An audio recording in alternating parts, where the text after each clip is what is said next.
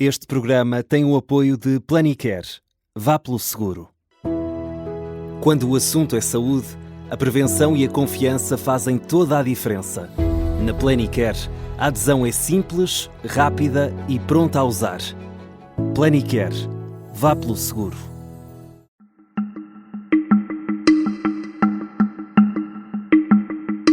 Esta é a história do dia da Rádio Observador. Os Estados Unidos e a estratégia de alto risco em Hormuz.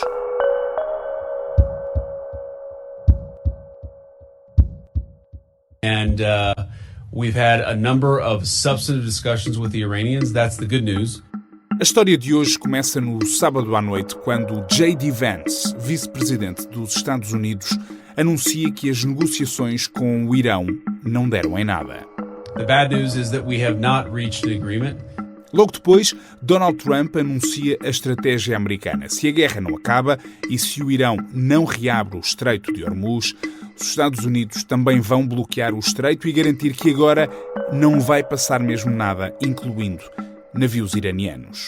But you know, at 10 o'clock tomorrow we have a blockade going into effect. That'll be 10 o'clock tomorrow. O mesmo Donald Trump, que exigiu várias vezes a abertura do Estreito, anunciava agora que os Estados Unidos também iam fechá-lo. E assim aconteceu.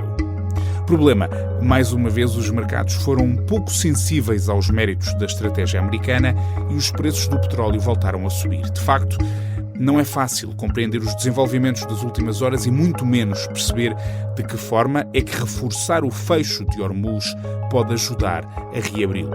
Por isso, eu convidei hoje o comandante Gonçalves Alexandre, professor de Relações Internacionais da Universidade de Lusíada. Vamos perceber o que está a acontecer na região, quais são os objetivos desta estratégia e, sobretudo, quais são os riscos. Eu sou o Pedro Benevides e esta é a história do dia de quarta-feira, 15 de abril.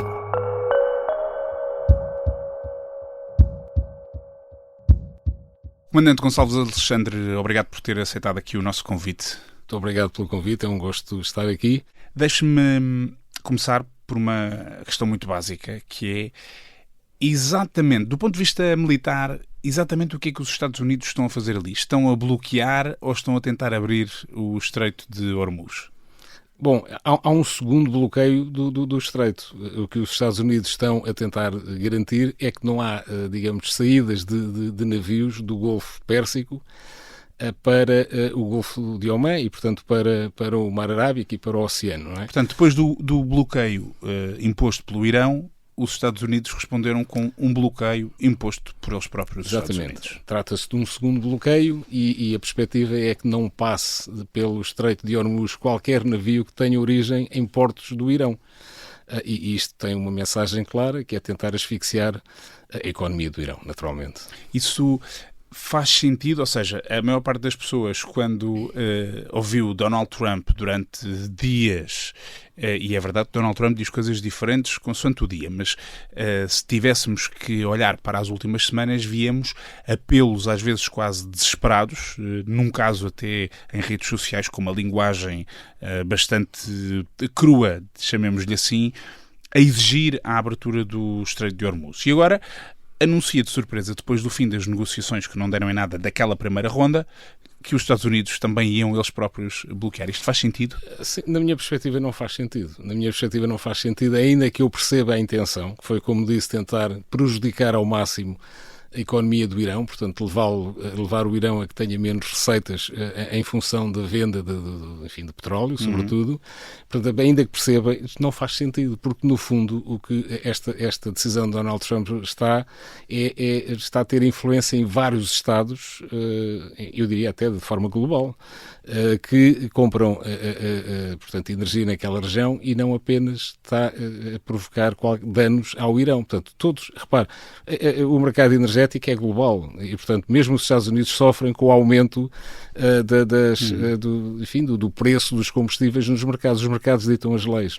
Isto não se consegue ultrapassar. Portanto, afeta o Irão e vai afetar muitos outros Estados. Portanto, mesmo que funcionasse esta estratégia, esta tentativa de asfixiar a economia iraniana, o tempo era muito escasso para conseguir e, sobretudo, tentar evitar que houvesse um contágio. Sim, é isso mesmo. Ou seja, a eficácia desta medida, se for limitada no tempo, pode ter alguma eficácia, mas também porque evita esse contágio generalizado.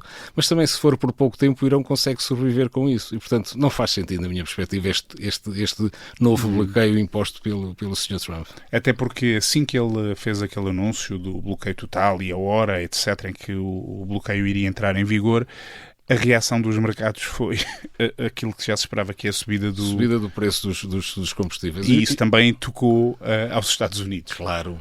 E é isso que penso que o senhor ainda não sei se já percebeu ou não, mas quando ele diz que tem muito petróleo, e tem de facto, e tem muito gás natural, e tem de facto, para as suas necessidades e para vender, até sugeriu que alguns dos navios que estão naquela região se desloquem, julgo que o Pedro se lembra disso, se desloquem para os Estados Unidos para abastecer lá, mas vão abastecer a preços mais caros porque a energia sobe. E isso são os mercados a ditar leis, e o Sr. Trump não consegue controlar isso.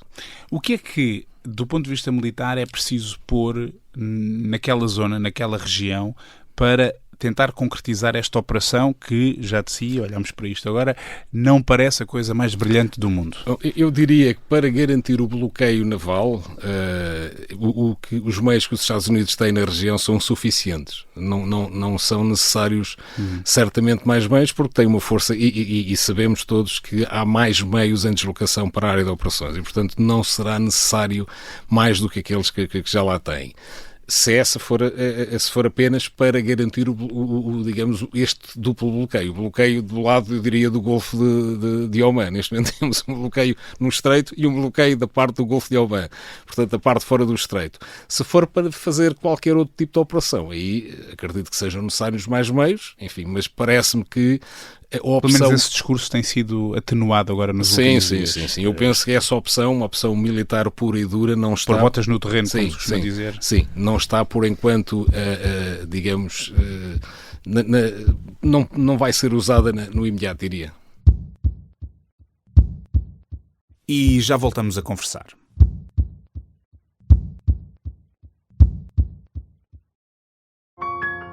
As testemunhas, as mensagens e os vídeos que ajudaram a polícia a desvendar a forma como Renato Seabra assassinou Carlos Castro em Nova Iorque. Havia quem viesse à praça pública dizer que o Carlos Castro era uma víbora e foi ele que provocou tudo isto. Estes são os bastidores nunca revelados da investigação a um crime brutal. Havia quem viesse dizer o contrário, o Renato quis aproveitar-se ao máximo e quando percebeu que não dava, perdeu a cabeça. Episódio 2. O meu nome é Jesus Cristo. Os ficheiros do caso Carlos Castro é uma série para ouvir em 6 episódios que faz parte dos Podcast Plus do Observador. É narrada por mim, Joana Santos, com banda sonora original de Júlio Rezende. Os Podcast Plus do Observador têm o apoio da Kia. E estamos de regresso. Um dos riscos que isto tem, para além dos mercados reagirem, não vendo também eles próprios grande sucesso nesta operação, é que o próprio Irão pode retaliar mais uma vez, atacando outros países fornecedores de energia naquela região, como já tem feito ao longo desta guerra. Certo, é verdade, isso pode acontecer, mas eu creio, hoje houve uma notícia importante, que é a entrada, digamos, da China de um modo mais formal nesta questão. A China esteve por trás, do convencimento do Irão de participar nestas primeiras negociações e hoje já claramente com as visitas que houve do Príncipe Herdeiro de Abu Dhabi e até com o Primeiro-Ministro de Espanha a Pequim e com as mensagens que resultaram dessas visitas, há claramente uma intenção de a China poder assumir uma preponderância que não tem tido neste processo até ao momento. Eu diria que até é uma espécie e que está a ser bem vista por alguns Estados, porque poderá ser até aquela figura tradicional do único adulto numa sala onde não existem outros e que ninguém se entende. E, portanto, isto é um dado novo e é um dado que vem apelar claramente à negociação. porque a China, obviamente, pretende resolver todo o tipo de conflito, e este também, pela via negocial. E isso é um dado importante. É um dos países que diretamente é afetado por este... Mas quando fala dessa expressão que é curiosa, que é parece ser o único adulto da sala, de que sinais é que viu ao longo destes dias para dizer isso? Olha, a atuação dos Estados Unidos, enfim, e sobretudo o discurso político tem sido completamente erróneo. Portanto, o discurso vai num sentido, dá a ideia que no fim da semana digamos, há algum apaziguamento, para ver se os mercados interpretam isso de uma determinada forma e para que, digamos, os preços de energia não subam, e depois no início da semana seguinte é exatamente o oposto. Isto tem sido a prática ao longo de semanas, não é? Portanto, isto parece-me que não é, se fizermos essa analogia, o comportamento de um adulto, é o comportamento de alguém com menos idade, e portanto daí eu pensar que a China tem interesse, tem interesses próprios, não vamos ser também, obviamente, a China tem interesse, a China importava antes do conflito cerca de 35% das suas necessidades energéticas para o Estado, para as empresas e para a sua população daquela região do globo. 35% é muito significativo. É evidente que há outras potências asiáticas que importam maiores quantidades percentuais, em termos percentuais, maiores quantidades de energia, mas a China importa e, portanto, interessa-lhe que as coisas fiquem mais estáveis. Claro. Portanto, mas também lhe interessa, obviamente, interessa continuar a gerir estas coisas de acordo com o multilateralismo, com a Carta das Nações Unidas, optar pela resolução pacífica de conflitos, e isto, penso, é tudo o que as potências daquela região e outras querem ouvir. E seguramente isso trará ganhos também do ponto de vista diplomático à China, até porque deu aí exemplos de aliados tradicionais dos Estados Unidos que têm feito ali uma série de visitas. Já que estamos a falar da China, e aqui nesta lógica concreta do bloqueio que os Estados Unidos garantem estar a funcionar, as últimas horas, e agora para quem nos está a ouvir, nós estamos a gravar esta conversa, são 8:15 da noite de terça-feira. As últimas informações que temos é que terá havido um navio com um pavilhão chinês, precisamente, que até agora tem conseguido atravessar o estreito e, portanto, há dúvida se conseguiu ou não furar esse bloqueio. O que é que acha que aconteceu ou que vai acontecer? Sim, é bom essa ressalva da hora que estamos a gravar, porque amanhã as coisas podem ser diferentes. Sim, exatamente. Portanto, o que aconteceu de facto é que, aparentemente, esse navio de pavilhão chinês, oriundo de um porto do Irão, conseguiu passar o Estreito de Hormuz em direção ao Golfo de Omã, enfim, depois ao Mar Arábico, e até agora não foi, digamos, interceptado. Enfim, também não sei se chegou já à área onde se encontram as forças americanas. Em todo o caso, precisamos de esperar e aguardar para perceber o que é que se processa a seguir. Será que as forças americanas vão reagir? E se o fizerem, de que forma vão reagir? Utilizando força ou não? Vão deixar passar o navio por ser um navio de pavilhão chinês, porque não querem abrir mais brechas quando já estão envolvidos com o Irão? Tudo são questões que nós temos de ter em atenção e vamos conhecer a resposta a essas questões nas próximas horas. Sendo que se deixarem passar o navio, digamos que... Então o bloqueio não serve, de facto. O bloqueio não serve de nada. Se por outro lado atacarem ou se interceptarem o navio, pode haver também uma reação da própria China. Isso equivale a um escalar do conflito, na minha perspectiva, porque vai passar a envolver um meio que pertence à China. E a China tem estado, obviamente, tem sido crítica, de uma forma geral, desde o início da operação, mas tem-se mantido à margem, para além da crítica que vai fazendo, à margem, digamos, do desenvolvimento das operações, na área de operações em terra, enfim, no Irão e nos espaços marítimos envolventes.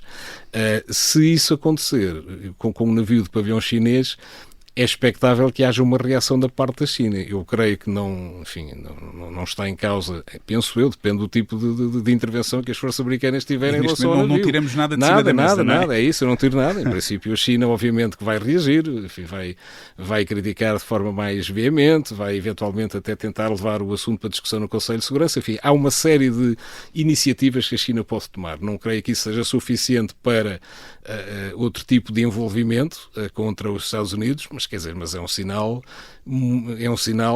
muito complicado que os Estados Unidos dão à China, até porque os Estados Unidos, vamos ver, os Estados Unidos não têm mandato nenhum do Conselho de Segurança para estarem a fazer o que estão. Exatamente. Portanto, o que estão a fazer é completamente ilegal.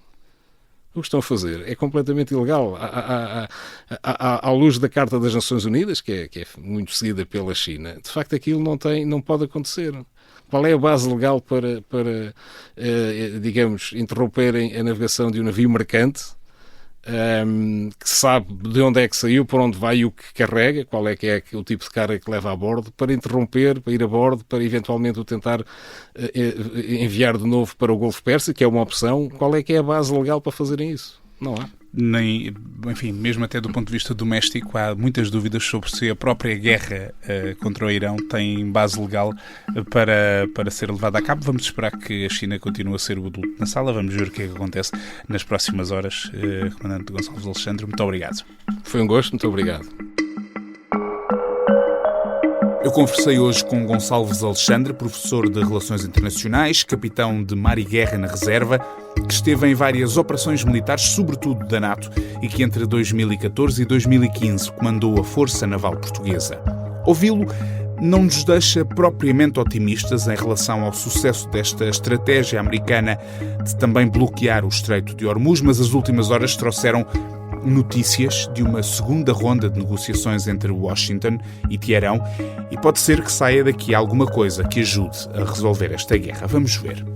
Esta foi a história do dia. A sonoplastia é do Bernardo Almeida, a música do genérico do João Ribeiro. Eu sou o Pedro Benevides. Até amanhã.